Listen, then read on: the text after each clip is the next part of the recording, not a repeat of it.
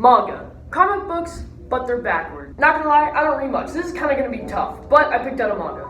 Yes, I have seen the anime, but it's fine, because that means it makes the assignment easier. I chose haikyuu in the library about like 5 minutes ago when I was writing the script, so like, it's a manga, alright.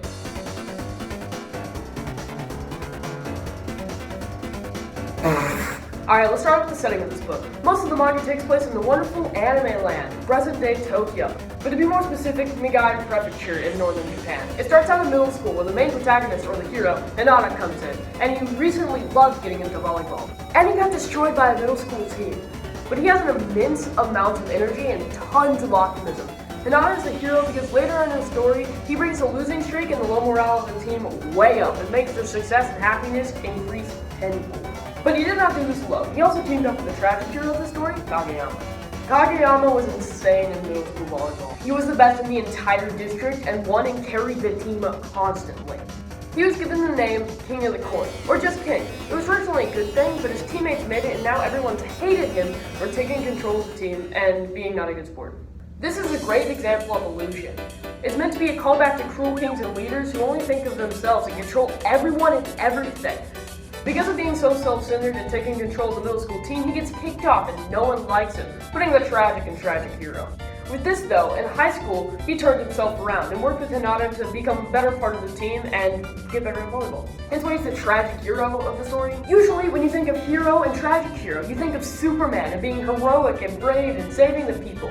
Or Batman, which is doing the exact same thing but his parents died so he wears all black. But with Hinata and Kageyama it's different because it's subtle archetypes compared to the usual. With these, they literally play volleyball in high school. But I love the author shows that even in smaller situations, archetypes and story elements can be present even though it's not as serious as everything. Speaking of archetypes, there are no true villains in this series, like at all. Yes, there's conflict between characters and other rival teams, but it's no basic villain archetype. This manga is very chill with its characters, and even ones that seem evil or villainous could be eventual characters or friends along the way. Kind of like Kageyama. The story is almost written with dialogue and characters talking, with only small narration rarely popping up. Because of this dialogue, the characters go much more in depth and the way they talk and interact is on a much deeper level. I can infer that the author tries to keep it pure dialogue to show the emotions people have, and learn as you go with the other characters. You can see how sarcastic some of the characters are and being very implicit with their word choices to be funny or to hide how they really feel. And they are more straightforward people, are very much more open and honest, and they're much more explicit with their words, rarely using any sarcasm or inflection in their talking. This makes characters very enjoyable, why it's very nice to see the personalities clashing in different settings and seeing how they interact. Imagery is a big part of sports anime and manga as itself, so of course it's going to be no shortage of it. With sports type mangas, there's imagery to convey growth and power in the sport or the play someone's making. For example, when something important happens with the team, they have callbacks to crows because they fly, yet they're kind of the underdogs of the food chain. There's also no shortage of enemy teams being personified as their team mascot or just to symbolize their playstyle.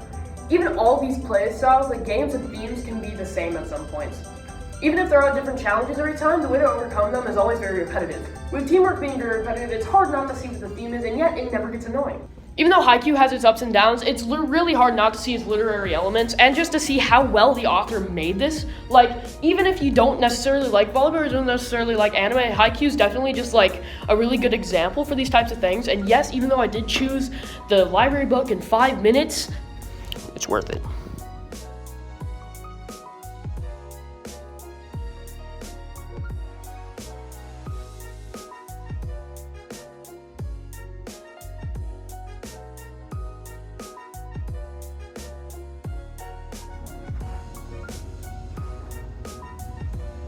Ugh.